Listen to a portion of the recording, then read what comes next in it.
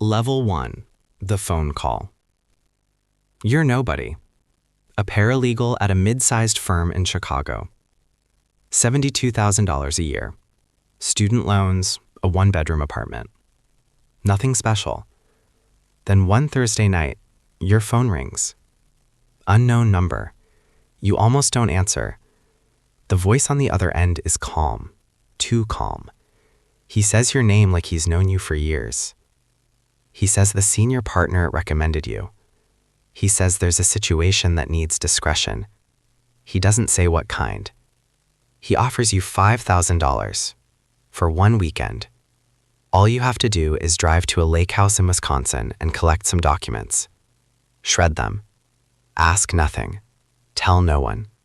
You ask what kind of documents. He pauses. He says, the kind that don't exist anymore after you're done. You say yes. You don't know why. Maybe it's the money. Maybe it's the silence in your apartment. Maybe it's because some part of you has always wanted to feel important. You drive to Wisconsin. You shred the documents. You don't read them. At least, not all of them. Level 2. The name you recognize. The name on the documents is someone you know. Not personally, but everyone knows him. $42 billion. 3 houses. His face on the cover of Forbes twice. The documents are correspondence, legal letters, settlement agreements buried under shell companies. You don't fully understand what you're reading, but you understand enough. Someone got hurt. Someone got paid off. And now you're destroying the proof. You finish the job. You drive home. The $5,000 hits your account by Monday morning. By Tuesday, they call again. This time it's $10,000. This time it's a hotel in Miami. A room number. A laptop. A specific folder. Delete it. Wipe the drive. Leave. You do it. You don't ask questions. That's the rule. That's always been the rule. You're learning it now. Level 3. The network. They give you a number to memorize, not save. Memorize. You meet a man named Roland at a coffee shop in DC. He looks like an accountant. He hands you a burner phone and a laminated card with 3 rules. Rule 1. You never speak to the client directly. Rule 2. You never keep records. Rule 3. If something goes wrong, you were never there. You ask what happens if those rules are broken. Roland smiles. He says, no one's broken them twice. You laugh. He doesn't.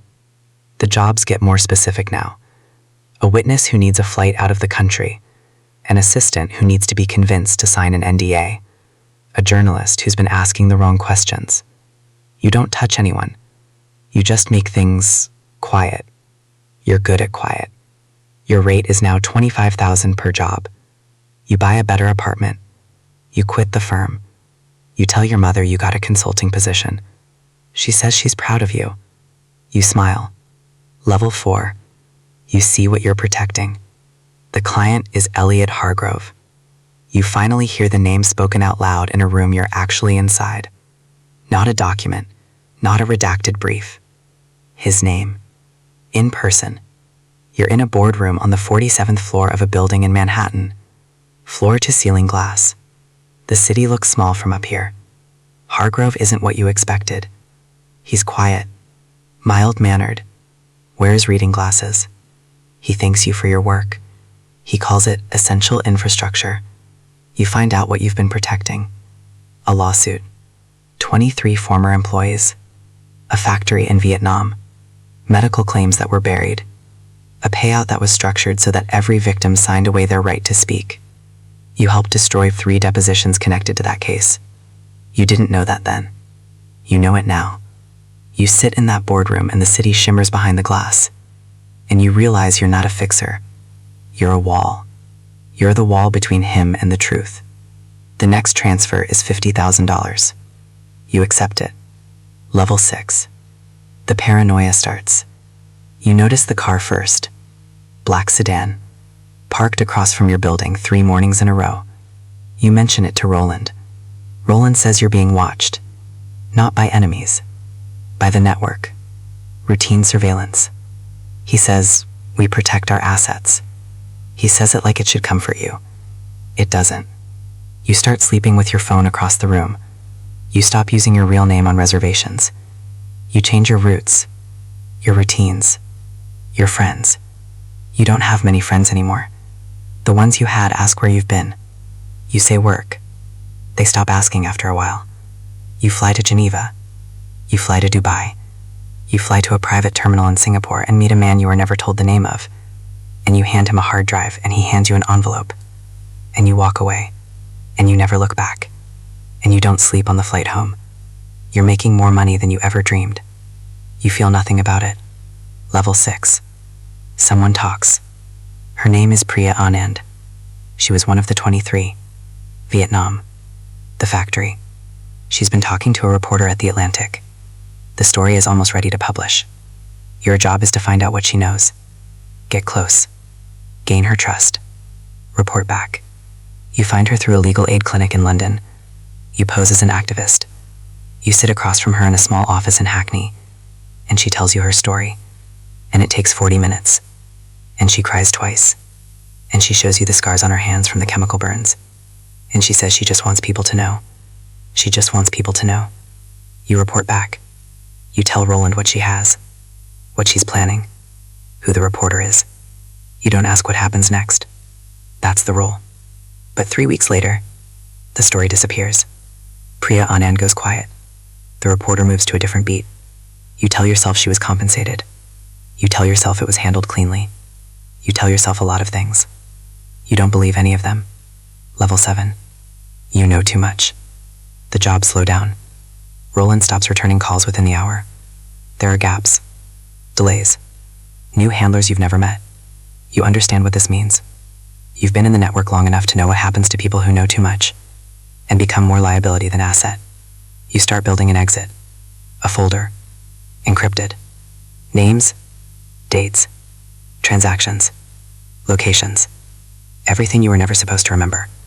You were always supposed to be invisible. You made yourself visible on paper. Hidden but visible. Insurance. You deposit it on a server overseas. You give the access code to one person. Someone you trust with your life. Because now, it literally is your life. You feel like a spy in a movie. You feel sick. You feel awake for the first time in years. Level 8. The call that changes it. The call comes at 3 a.m. Not Roland's number. Not any number you recognize. You answer. It's a woman's voice. She says she's with the DOJ. She says they've been watching the network for 4 years. She says 7 people have already agreed to cooperate. She says your name, your real name, your address, your account numbers. She says you have a window, a small one. She says, we know you're not the worst of them. She says, but we need someone who is inside.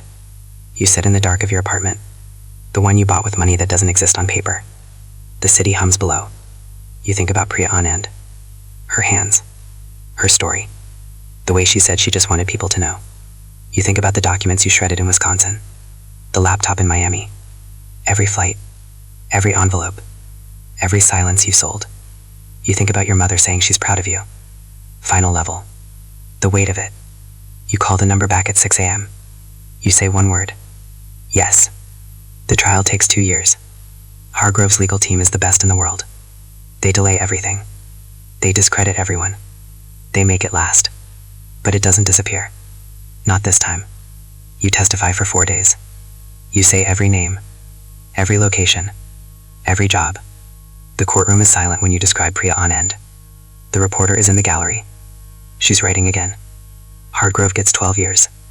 His lawyers appeal. He'll probably serve 6. You get immunity. And a new name. And a one-way flight to a city no one who knew you would ever think to look. You sit on the plane and watch the clouds. You don't feel like a hero. You don't feel like a villain either. You feel like someone who finally stopped. The man next to you asks what you do for work. You pause. You say, I used to clean up messes. He laughs. He says, sounds exhausting. You look out the window. Yeah. You say, it was.